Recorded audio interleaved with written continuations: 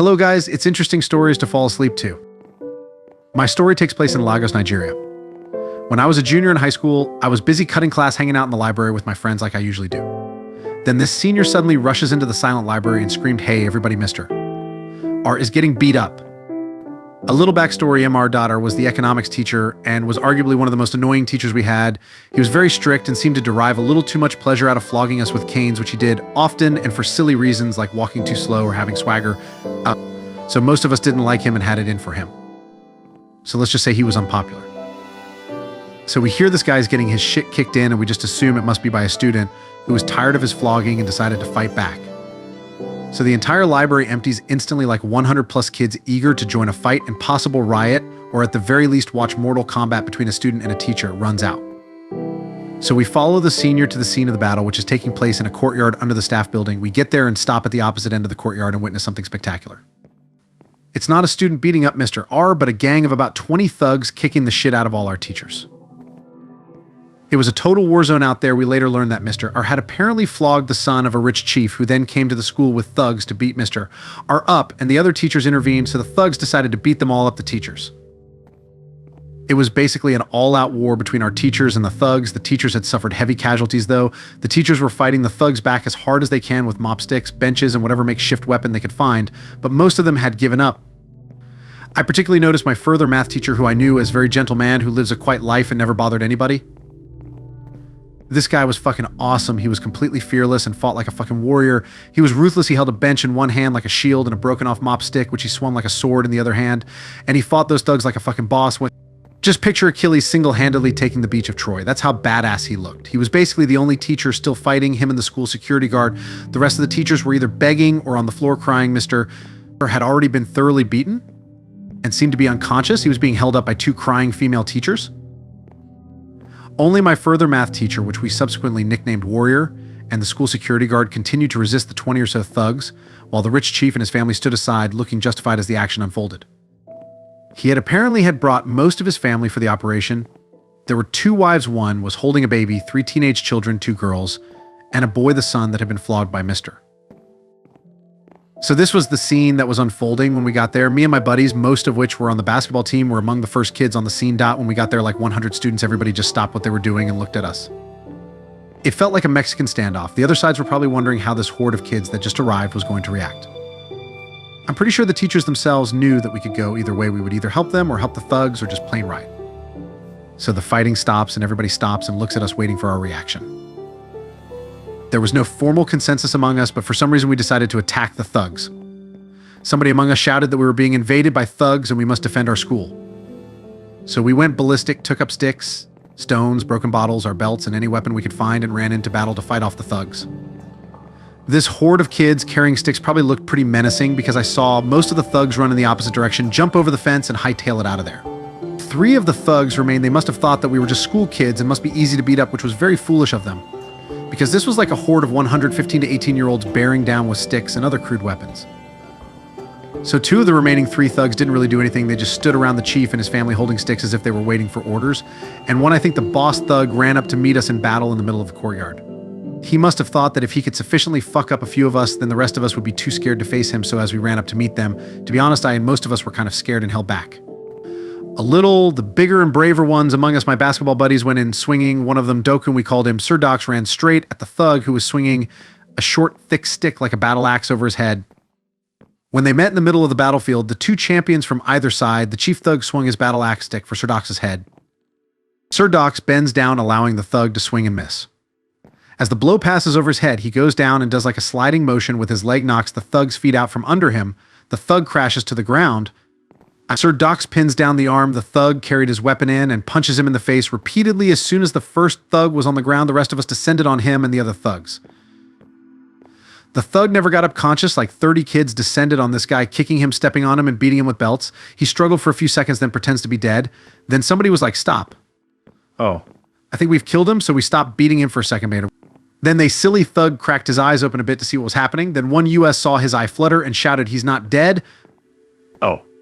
See his eye, then the beating continued. We just made a mess of this guy. Other kids were fighting the other 2 thugs and some of the family members. The teachers had found some courage by now and had started flogging the chief and his family with their canes. One of the female teachers took the baby from one of the wives, and others made the entire family lie down on the ground while they beat them with canes. This went on for a few minutes until the principal came with campus police. They arrested the chief and his family, and they took 2 unconscious thugs and another very bloody thug to the hospital. It was time for lunch by then, and the rest of the students had come out of class and joined us. We were in a bit of a victory-fueled frenzy, and we were running around the school doing victory laps, screaming and singing about how menacing we were. We did a few victory lap around the school compound screaming. Then we got to the other end of the school, and we saw one of the female teachers standing beside a new-looking AMG Mercedes-Benz S63. She was pointing and shouting that it was the chief's car and we should destroy it. So we took up stones and bottles, formed a circle around it, and really fucked that car up. This part 1 couldn't participate in. I just looked on in horror as the car was destroyed. It was really hard for me to watch such a sweet ride getting smashed to bits because I'm really into cars. Anyway, after we had hailed it with bottles and rocks, some kids started jumping on the roof, bonnet, and boot of the car. All the windows were smashed and it was pretty messed up. Then security came and made us to stop just as people started shouting for gas and a lighter so we could burn it. Then the teacher told us that they had brought 2 other cars, a black Rolls Royce and a minivan. The minivan carried thugs, presumably, and the Rolls Royce was parked outside the school, so we couldn't get to it. However, we found the van nearby and flipped it onto its side. Then security came before we could do any more damage to it. Soon after this, they rang the school siren and called an emergency assembly where the principal thanked us for our service for coming to the teacher's rescue. Little did he know that it all started out as us wanting to watch an annoying teacher get beaten up by a student. He also tried to coach us on what to tell our parents. He told us that there was no riot. Yeah, right, that it was just a small altercation between teachers and thugs, and the students just helped. After that, we dispersed and went back to our classes. We didn't have any more lectures that day. There was an assembly one day at my school that the entire student body attended. I'm not sure how this was legal because the assembly was for a performance by the Hunter Street Baptist Church choir singing songs about Jesus. But anyway, it was in the auditorium of my high school, which had an elevated stage and stadium seating. On the floor at the foot at the stage was a live band that played the music for the choir to sing along to. I'll assume it's to give them some hip rock and roll cold Jesus credibility. One of the songs that they sang had 5 of the boys come out and do a reenactment of the Backstreet Boys video for As Long As You Love Me, which you will remember, had the famous chair dancing choreography. I think they changed something around so they were talking to Jesus instead of some girl in the song. So the band is playing on the floor and the choir is singing at the back of the stage, and these 5 guys are dancing with their folding chairs at the edge of the stage above the band. The final awesome move in the choreography is flipping the chair over your shoulder so it comes down in front of you facing backwards, and you sit down with your arms crossed on the back of the chair like AC Slater from Saved by the Bell. Well, 4/5 of the guys did this perfectly, but the 5th guy flipped the chair over his shoulder and went to sit on the chair backwards and didn't realize that one of the legs was hanging off the edge of the stage. When he sat down, he fell straight off the stage and took out about 3/4 of the drum set that was under him. The most amazing part, the drummer didn't miss a beat. Kept playing even after this guy had just crashed through his whole set. The entire auditorium of my high school erupted. People stood up and pointed and laughed. Kids were rolling around on the floors cracking up. People were taking pictures. I still like to think that as he was falling off the stage into the drum set, he let out a "Why God?" Was having lunch. Buds and I decided to go outside because why the fuck not? On the way out, I bump into this guy. Watch it. I thinking there's no way in hell I'll remember this kid or he'll remember me, blurt out, "No, you watch it," entirely joking. We keep going our separate ways, or so I thought. Turns out the doors were locked, so we had to double back to the lunchroom. And suddenly there he is. He has me by the collar of my shirt against the locker. What'd you say? What, he didn't even care. He just punched me right in the face. I'm not a fighting kind of guy. I was a good student and kissed ass and all that. Never thought I'd get into a fight. But that rush I got a right jab into his gut, then 2 left hooks and a right into his face. He went down. Being an upstanding citizen or whatever, I then go to take responsibility for my actions. I run down the hall about 50 yards to the security office to confess and call a nurse. I get thrown into in-school detention for about half an hour before I get called into the principal's office. T. Coop, this is you, right? It was all on tape. First time in my life, I loved CCTV. I told him what I'd done to anger him and why I defended myself. He called up my dad with me in the room. "Your son has a great left hook. You should see the other guy." The other guy got a suspension and his second recommendation for expulsion. I got a 30-minute detention and a compliment on punching someone. Well, shit, where to start? There are a lot of moments that stand out a lot. One day before school started, there was a bit of roughhousing between 2 kids in the cafeteria main hall central area of the school near a bunch of planted trees. Nothing too big, and although our school was pretty strict and stupid rules, there wasn't a zero tolerance policy, so they weren't really doing anything wrong doubly so, since two were known for occasionally fighting with each other. Thinking nothing of it since it was a relatively common occurrence.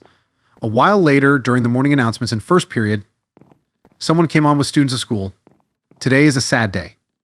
We have experienced a death. Our room went silent, save for one person who yelled, "Oh shit, Sean's dead." Then the announcement continued.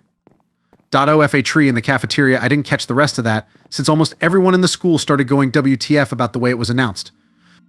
An inside joke was started that day, though. Whenever we did stuff around trees, we referred to them as Sean. Carnival day for the school with cotton candy, popcorn, hot dogs, dunk tanks, and a bunch of inflatable rides. My friend was working at the popcorn machine, and I decided to hang out with him since stuff was still being set up.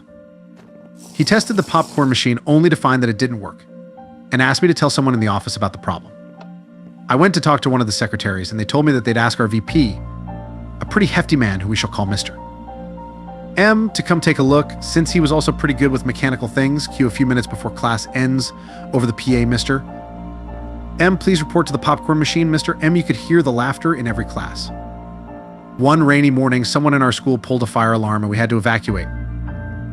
After a while, we were given the okay and were allowed to go back in. One of the teachers mentioned that they didn't find any video evidence of who pulled it since the alarm wasn't in video footage. Near the end of the day, another alarm was pulled. This time, they caught the guy who did it. StarCraft matches in the library. We had an entire tournament going over the course of weeks before the librarians caught on and began kicking us out. Our physics teacher was a cool guy and encouraged us to experiment with stuff for science. This resulted in a number of incidents, ranging from us accidentally setting stuff on fire to blowing stuff up to accidentally shorting out the school's electrical system. One of my friends managed to figure out the code to the vending machines in the caf and began selling sodas for half the price to others during non-lunch periods. The last day of school is exam review day, or as most people call it, early summer vacation. Some people come to pick old stuff up. Others come to just check on their grades and say goodbye to teachers. Others to loot lockers for stuff people haven't picked up.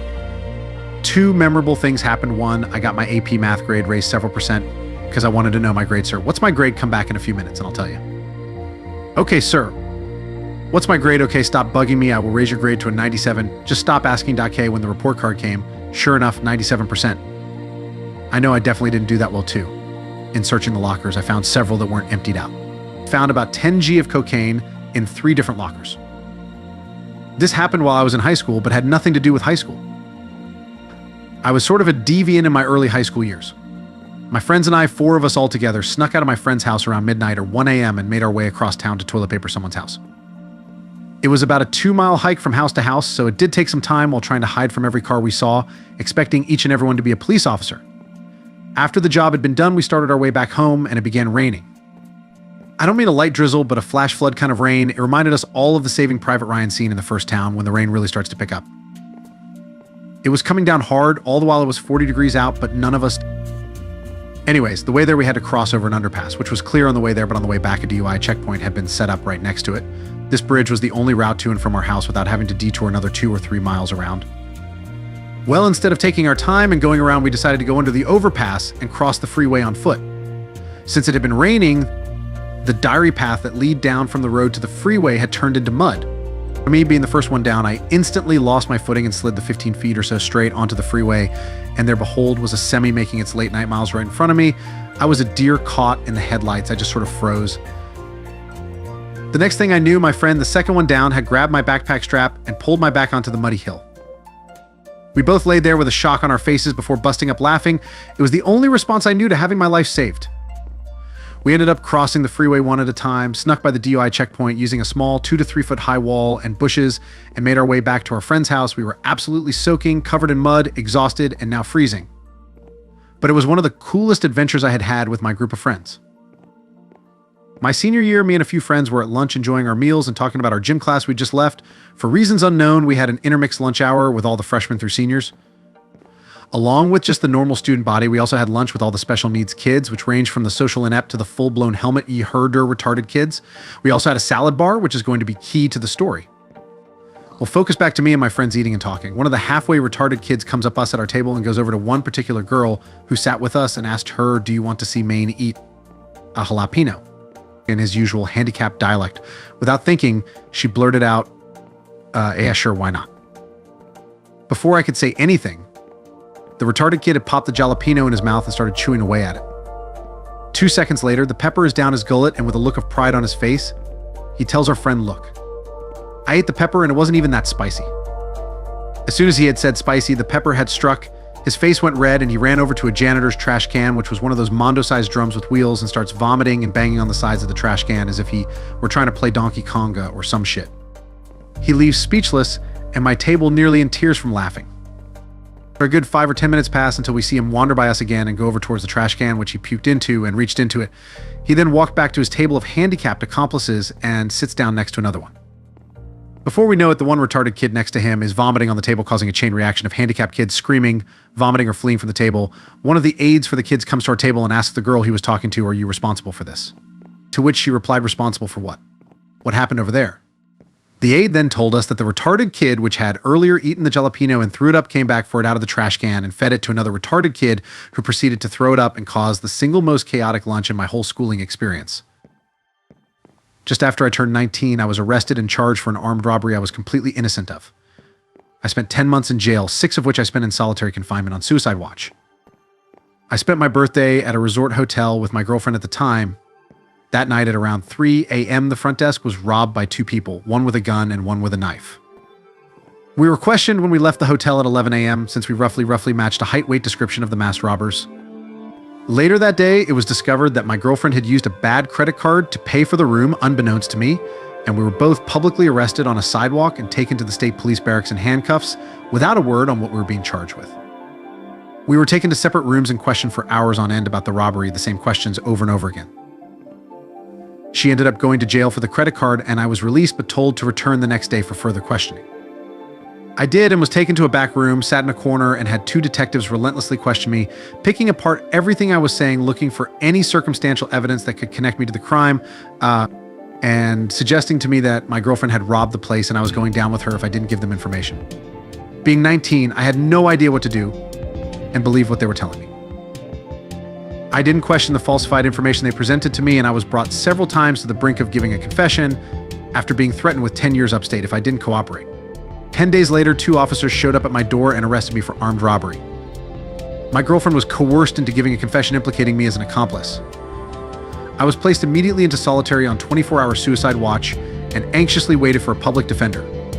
A week later, she showed up and I told her I was totally innocent. She rolled her eyes and said, "Are you kidding me?" I burst into tears, my last hope of release being dashed, and she realized I was telling the truth.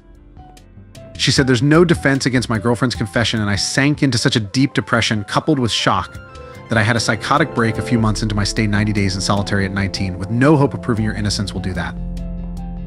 The district attorney made periodic visits to me, offering 2 to 5 year deals for a confession in 10 years if I fought the charges, but I told him I would not admit to something I didn't do. Fast forward to 6 months after my arrest, all spent in solitary. I was woken and driven hurriedly early one morning to the state police barracks, where the DA met with me in a back room and said, "We have determined through further investigation that you were not at the scene of the crime." I was bursting with anger inside and said, "So you'll be releasing me today and dropping all charges, correct?" He got nervous and said, "No. We can't let you go without charges because it would look very bad on us, but I'll tell you what. We'll drop all the charges and give you a charge of interfering with the investigation. You'll be out in less than 6 months." I told him to get my lawyer there. I had a fairly heated exchange, my first real emotions I had felt other than despair in half a year, and agreed. I plead guilty to aiding and abetting the consummation of a crime after the fact and ended up doing 10 months. Total. A few months after my release, my girlfriend was released and we tried piecing together what happened. Out of nowhere, the mother of the man who planned and committed the robbery found us and told us in person that her son admitted to her that he robbed the place with a close friend of his. He had been fired from the resort 3 days earlier and needed money to support his drug habit. He knew what day would profit most, where the money was, and how to easily get it, as well as how to bypass all form of security. She went to the police and they turned her away, saying they already had the people who did it, and they didn't want to hear it. We tried hard to find a lawyer to take our case, but were never successful.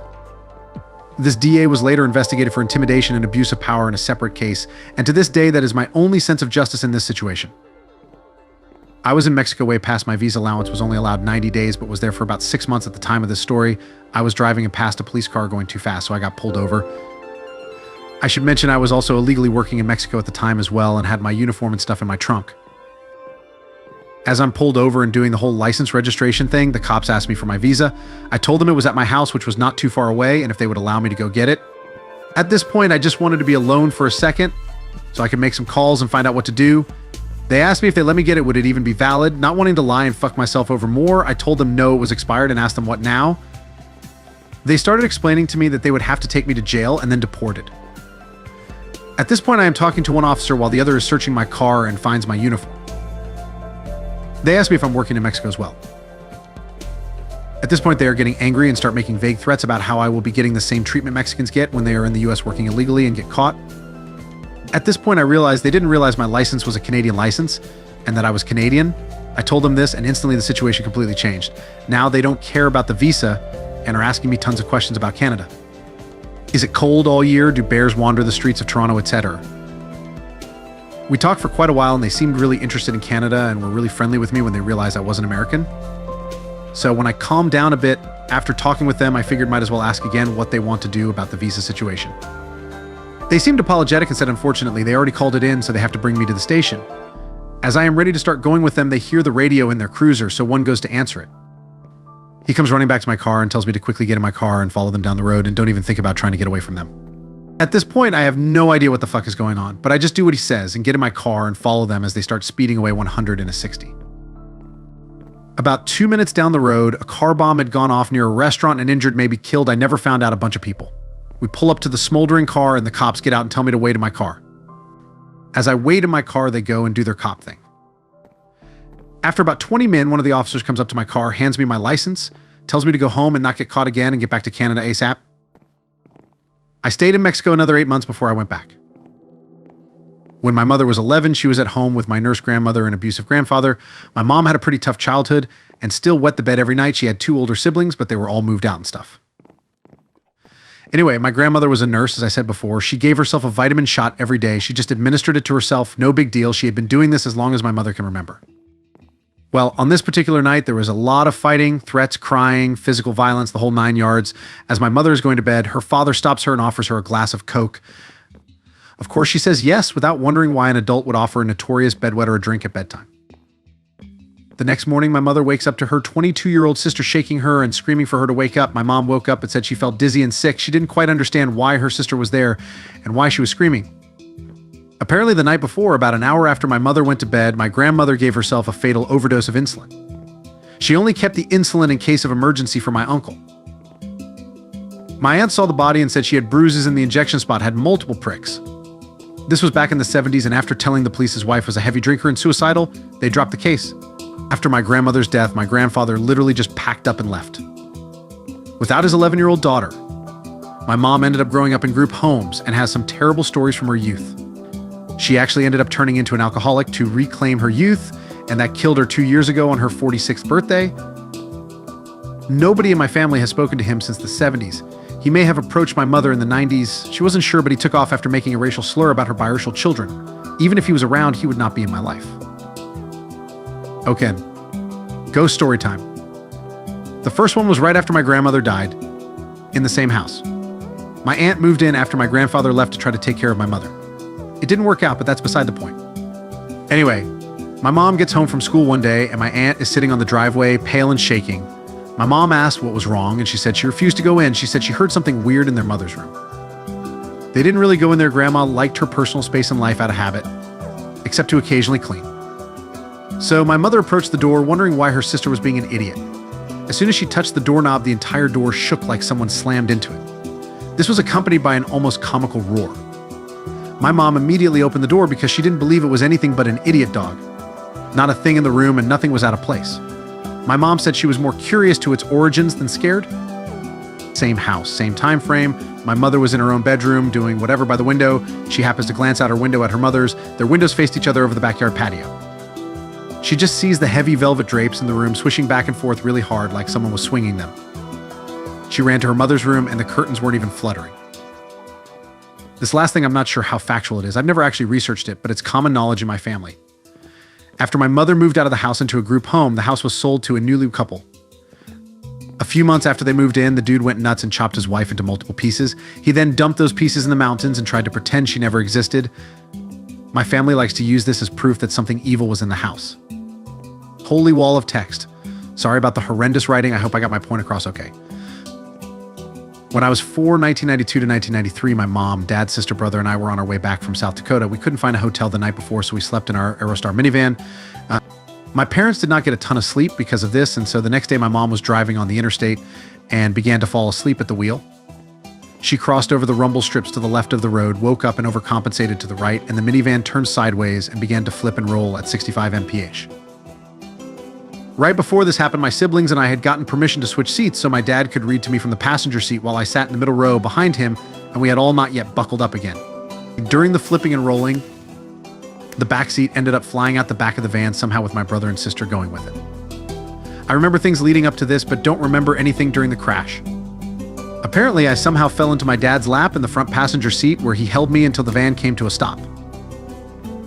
The van stopped upside down on the road. Both my parents were still buckled in and my dad was holding me while he was upside down. He unbuckled the seatbelt and got out of the van and left me with the women that had stopped to help. He then went back to the van to get my mom, who was still buckled in. She is paraplegic, so she needed help out. He looked for my brother and sister while helping her, but they were nowhere to be found. He got my mom out of the van and was helping her off the road. When she looked around and didn't see my brother or sister, she began to freak out and ask, where are they at that moment? My dad looked down the road to see my brother and sister walking towards us. They had landed on the side of the road. My brother had just a scrape on his nose and some bruises as he landed in the grass. My sister was not so lucky. She landed on the road and got some major road rash on her arm and shoulder. She was also apparently the one to go through the glass as she had lots of glass in her wounds. My mom, my dad, and I escaped with some minor scrapes and bruises. We were all rushed to the hospital and everyone turned out okay. My sister got the worst of it, and I can still remember her screaming as they pulled the glass out of her wounds. She also had to have surgery on her arm as a few tendons in her wrist were torn. Overall, we were all extremely lucky to survive. We speculate that if my brother and sister had been in their seatbelts, it may have actually been worse since they would have been strapped to the rear seat that went flying out the back. I've told this story to friends and had to have my parents confirm it and have my sister show them the scars to get them to believe me. I was camping. We had unpacked all of our stuff and had just finished setting everything up. We had put the bag of snacks, chips, granola bars, etc. on the picnic table. While we weren't paying attention, some raccoons jumped up on the table and stole the whole bag of our snacks. Oh well. So later on in the night, we were all drinking and chilling out by the campfire. You could say we were drunk. It was also getting pretty dark. We hear rustling sounds coming from the picnic table behind us where our cooler was. I grabbed my flashlight and started rushing over, though, the picnic table to confront the raccoon. I didn't turn on the flashlight because I wanted to surprise it. So I'm rushing the picnic table and I point the flashlight and turn it on. It was not a raccoon. It was a bear. Standing on his hind legs, he had opened our cooler and was digging through it. He looks at me and goes back into the cooler and grabs our pack of hamburgers and starts to run off. I did the most logical thing that came to my drunken self and chased after the bear, yelling, "Give me back our hamburgers." I think I took him by surprise because he dropped the hamburgers and ran off into the forest. We ate those hamburgers the next day. They tasted like victory. So that's my story. No one believes me when I tell it, but my wife and two of my friends were there and saw everything.